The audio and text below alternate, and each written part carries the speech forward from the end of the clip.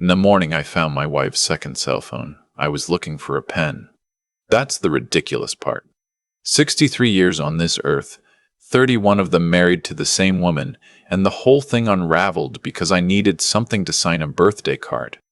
My granddaughter was turning 7. I was looking for a pen in my wife's purse, something I'd done 1,000 times before without a second thought. And instead of a pen, my fingers closed around a slim black phone I had never seen in my life. I stood there in the kitchen for a long moment. The coffee maker was dripping. The morning news was murmuring from the living room. Everything was exactly the way it always was, and I was holding a stranger's phone in my own house. I put it back, found a pen in the junk drawer, signed the card, wrote "Love, Grandpa" in my best handwriting. But I didn't forget. My wife's name is Carol. We met when I was 32 and she was 28, at a hardware convention in Cincinnati of all places. I was regional sales manager for a lumber supply company.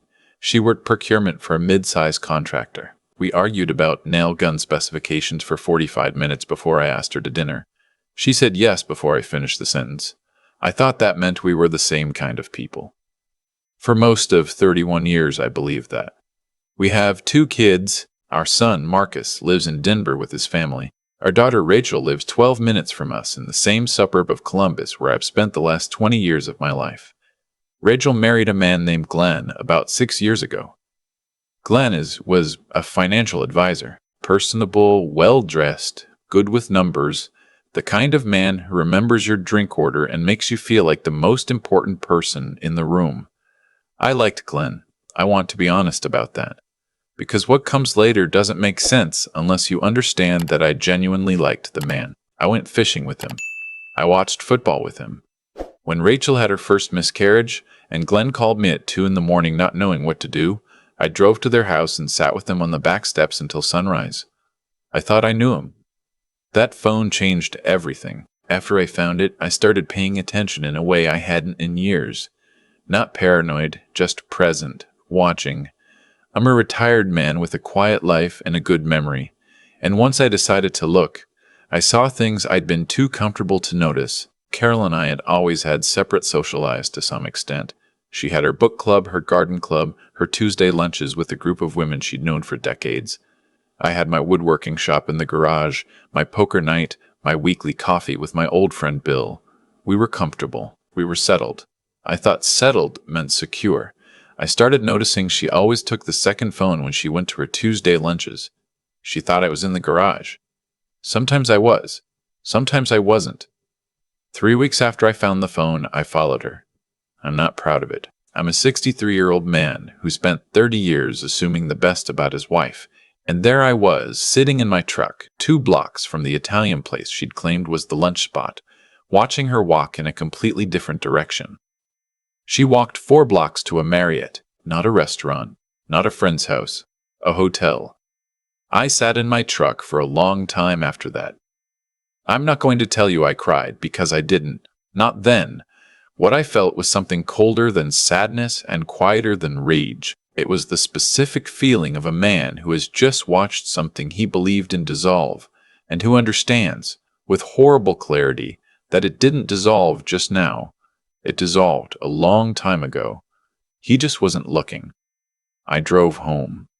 I made dinner. I watched television with my wife, and I didn't say a single word about it, but I needed to know who. I went back the following Tuesday, earlier. I parked where I could see the hotel entrance. I watched Carol go in. And then, 11 minutes later, I watched Glenn walk through the same door, my son-in-law, Rachel's husband. The man I sat with on back steps at 2 a.m. while my daughter cried herself to sleep. I want to be careful here, because I know what you're thinking. And you're right. This is worse than ordinary betrayal. This isn't 2 strangers who got lonely. This is a man who came to my Thanksgiving table every year, who called me Dad when he wanted something, who held my daughter's hand at her mother's garden parties, who was, in the most literal sense, available to a non-biological relationship, my family. I drove home. I made lunch. I ate it alone in the garage. I started with what I knew. I knew Glenn well enough to know he was meticulous about his professional life. Financial advisors have to be. Their clients trust them with everything, and a single crack in that trust can bring down years of work. which meant Glenn had something to protect, which meant Glenn could be very, very careful about this. But careful people get lazy at home. The following Saturday, Glenn came over to help me move some lumber I'd bought for a deck project. We worked side by side for 2 hours. Glenn is chatty when he's doing physical work, always has been. He talked about a client meeting, a golf weekend he was planning, a new restaurant he wanted to take Rachel to. He was completely relaxed. Before he left, while he was washing his hands in my garage sink, I did something I am not entirely proud of. I took his jacket off the hook where he'd hung it, found his personal phone in the inside pocket, and while he was drying his hands and talking about the restaurant, I looked at his recent calls. One number appeared 9 times in 6 days. I memorized it. He never knew. I told myself I was doing what I had to do. An old man in a hardware store parking lot, looking up a phone number on his truck's phone, hands steady, face blank. I wasn't shaking. I was past shaking. The number was registered to a prepaid phone. Dead end there. But the billing address associated with the account, which I found through a service I'm not going to explain in detail, was a condo complex on the west side of Columbus. I drove there on a Wednesday afternoon, and I sat in the parking lot and I watched. Carol's car was there. I didn't get out of the truck. There was nothing to do there. I already knew what I needed to know. The question was never really what. It was how long and why, and most importantly, what else. That last question, what else, is the one that changed everything, because this is where I need to tell you about the money. Glenn managed our retirement accounts.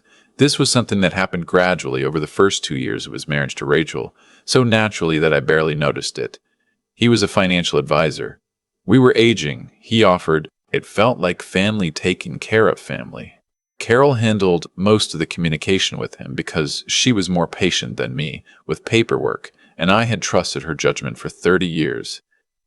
You can probably see where this is going. I pulled up our account statements, the ones I almost never checked because Glenn sent us quarterly summaries that always looked fine.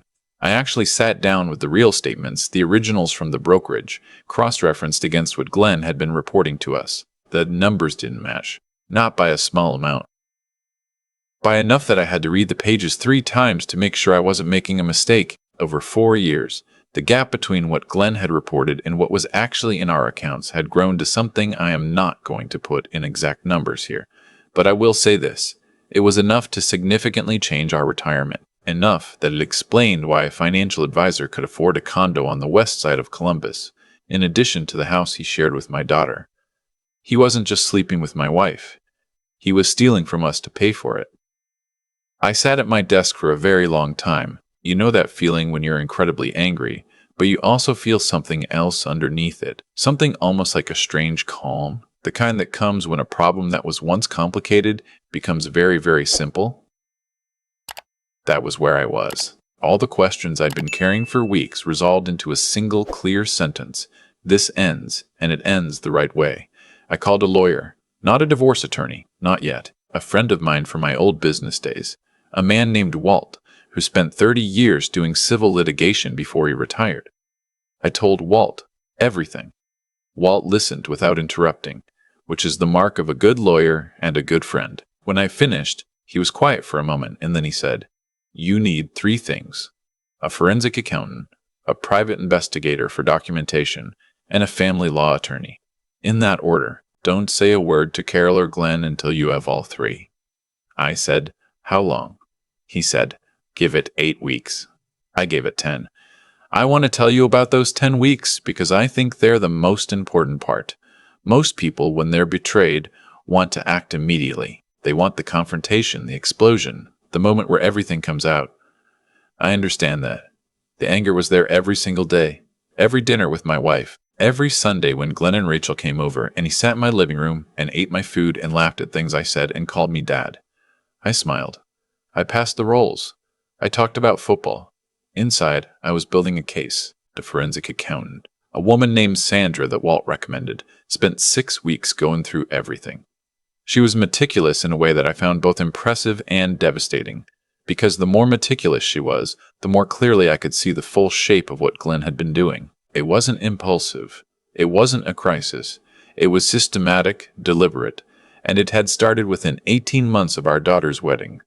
My son-in-law had sat at my table, accepted my trust, and spent the following 4 years methodically stealing from me while sleeping with my wife. The private investigator, a man named Torres who looked like an accountant himself and turned out to be extraordinary at his job, handled documentation. Within 3 weeks, he had photographs, dates, hotel records, and most importantly, a recording made in a parking garage that I'm not going to describe in full detail, but which contained a conversation between Carol and Glenn about their future. About plans, about what life would look like once things changed. When Torres played me that recording, I finally understood the scope of it. They weren't just having an affair. They were planning to leave. Together. The money Glenn had been taking from our accounts, that was seed money. That was the beginning of a life they intended to build somewhere else. Once they'd extracted enough. Once the time was right. The changed they kept referring to wasn't a divorce. Carol had never mentioned divorce to me. There was no conversation coming.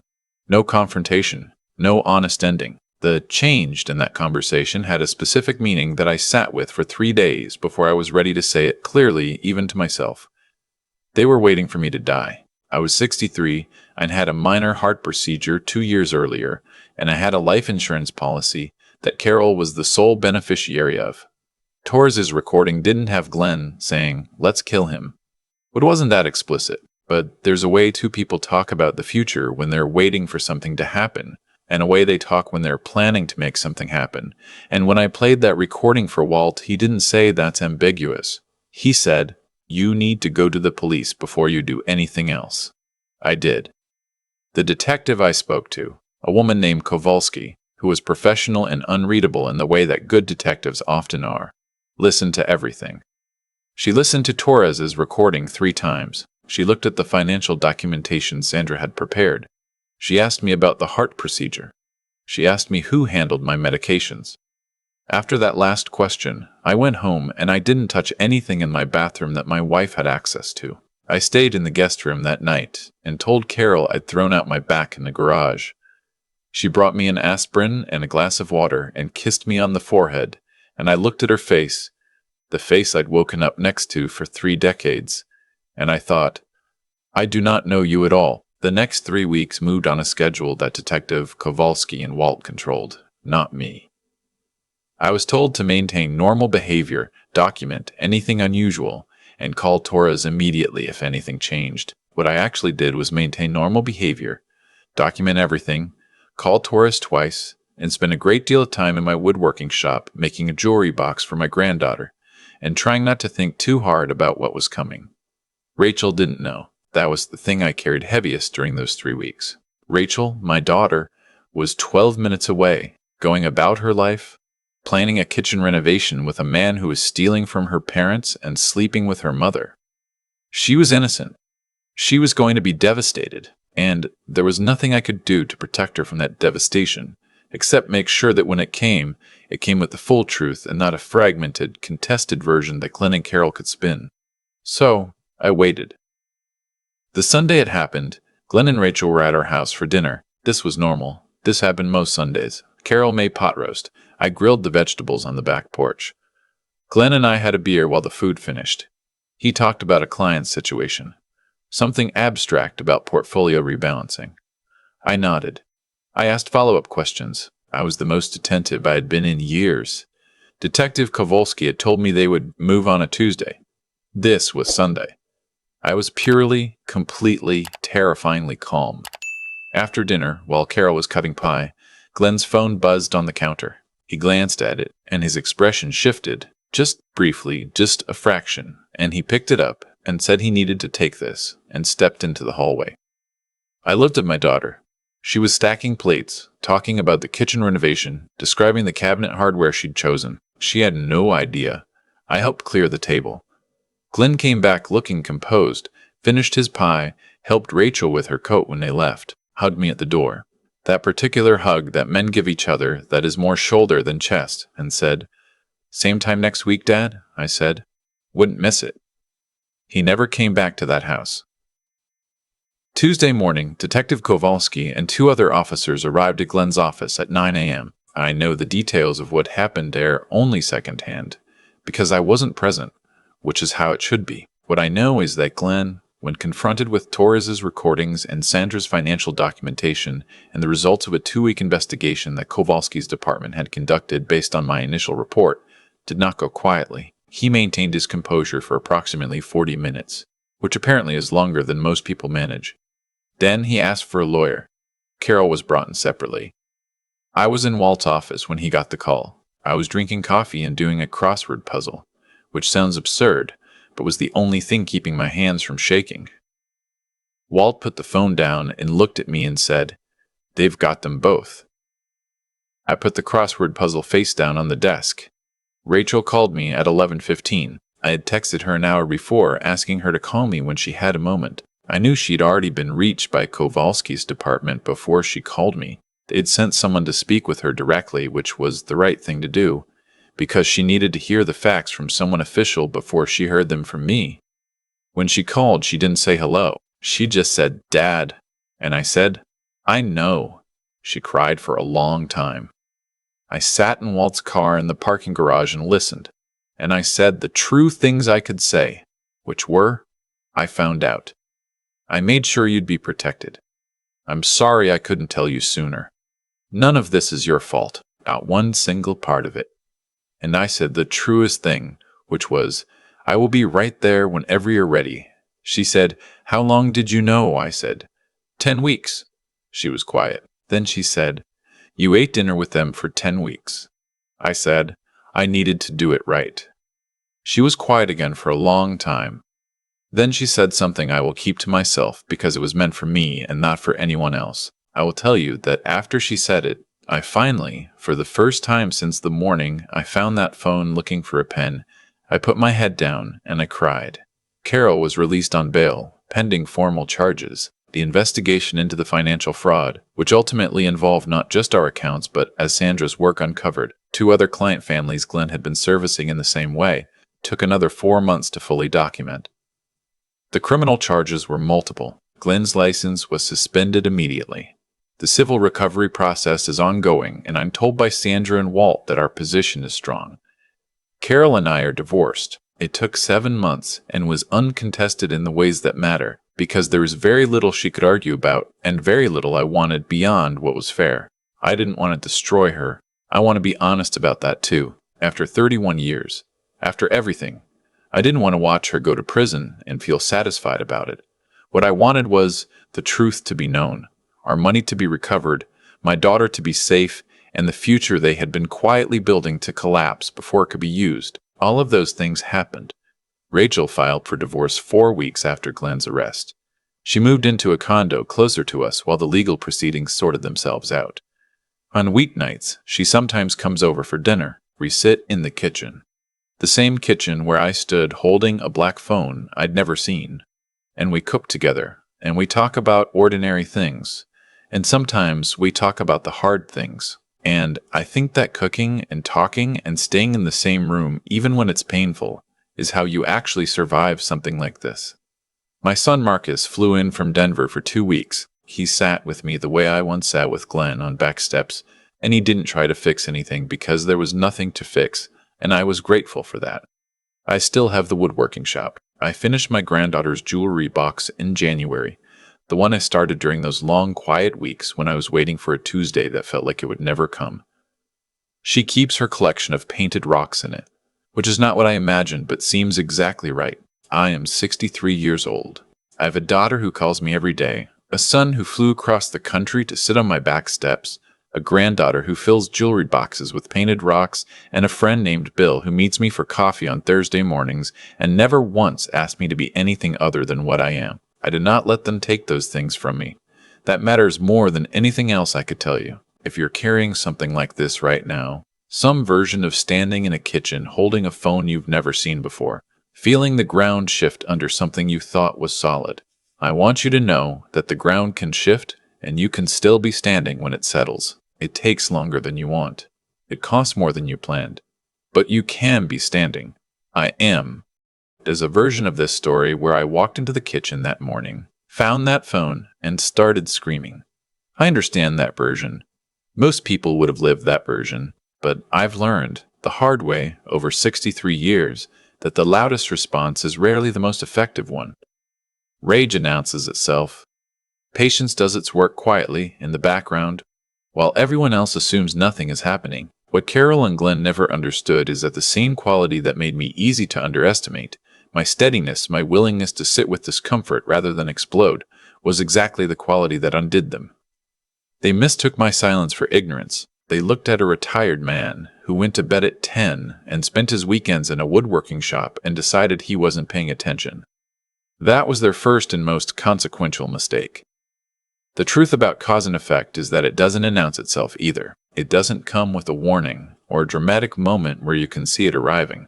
It accumulates. Every choice Glenn made to take what wasn't his. Every morning Carol chose the life she was building in secret over the one she had. Every Sunday they both sat at my table and smiled.